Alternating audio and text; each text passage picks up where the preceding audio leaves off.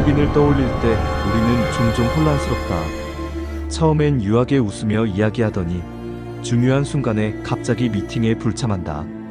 같이 사업을 하기로 했다고 믿었는데 돌연 계약이 미뤄진다. 명확한 반응을 기대했지만 그들은 애매하게 웃으며 생각해보자고 말할 뿐이다. 우리는 이런 반응을 보고 이렇게 말하곤 한다. 도무지 속을 알 수 없다. 혹은 좀 더 직설적으로 비겁하다. 하지만 이 반응이 단지 비겁해서가 아니라면 지금 한국 사회는 중국과 끊임없이 부딪히고 있다. 유통, IT, 자동차, 한류, 심지어는 유튜브 댓글창까지. 그런데 유독 중국인을 이해하지 못해 관계를 망치고 분노하고 철수한다. 왜일까? 그들이 정상적인 커뮤니케이션을 하지 않아서일까? 사실은 그 반대다. 우리가 모르는 또 다른 정상성이 거기에 있다. 중국인의 행동 양식은 그들이 2000년 넘게 살아온 철학에서 비롯된다. 그 철학은 우리의 상식과 전혀 다르다. 그래서 우리는 그들을 오해하고 그들은 우리가 어리석다고 여긴다.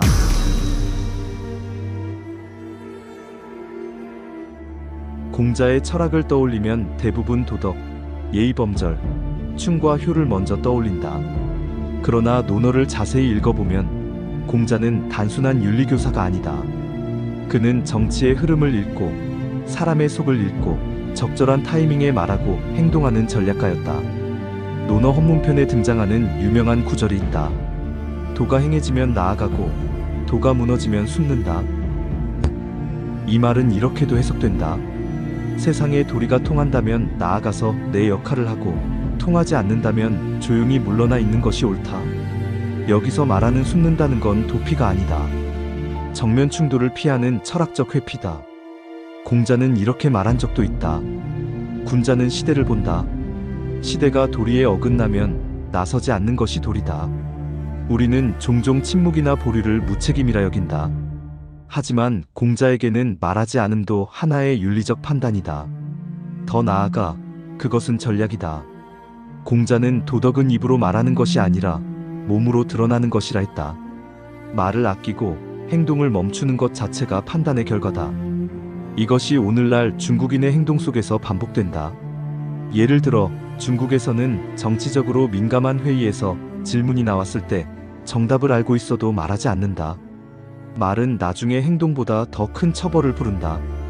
이런 문화 속에서 말은 조심스럽고 움직임은 느리다. 하지만 그 느림 속에 공자의 철학이 있다. 공자는 움직이지 않는 힘을 아는 자가 진짜 군자라고 했다. 이 철학은 전통 교육 속에서 여전히 살아있다. 중국의 어린이들은 일단 듣고 관찰하라고 배운다. 빠른 대답보다 중요한 건 상대의 표정, 분위기, 흐름을 읽는 것이다. 이건 단순한 침묵이 아니다.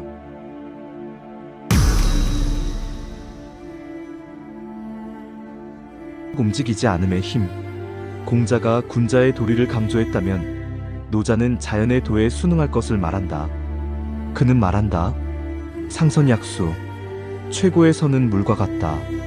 물이란 무엇인가? 형태가 없고 그릇에 따라 달라지며 흐르되 부딪히지 않는다. 하지만 결국 단단한 바위를 깎아내리는 건 칼이 아니라 물이다. 노자에게 가장 이상적인 삶의 태도는 바로 이 물과 같은 존재다. 도덕경의 핵심은 무의무불이다.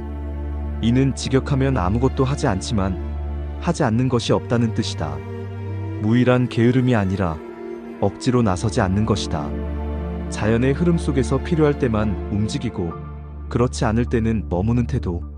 이것이 바로 무의의 미학이다. 중국인의 기다림에는 철학이 있다. 서양인은 즉각적 반응을 미덕으로 여긴다. 침묵은 동의가 아니라 침묵은 회피로 해석한다. 그러나 노자의 철학은 전혀 다르다. 움직이지 않음은 상황을 판단하는 가장 깊은 사고이고 침묵은 의사결정의 한 형태다.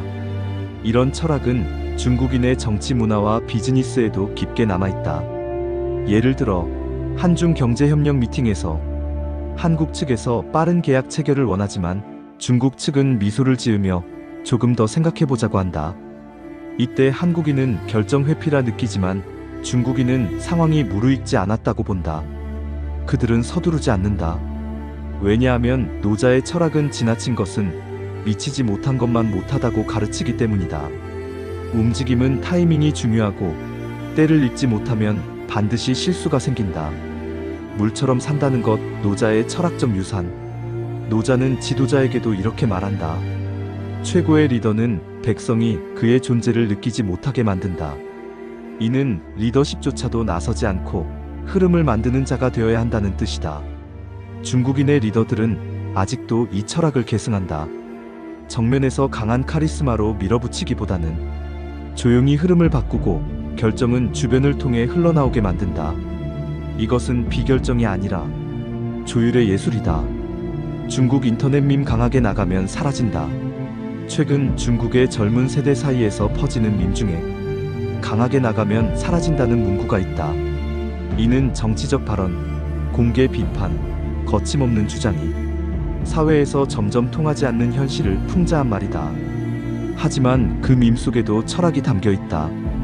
목소리를 크게 내는 것보다 맥락을 읽고 뒤로 빠지는 것이 오히려 더 현명한 방식이라는 통찰이 담겨 있는 것이다.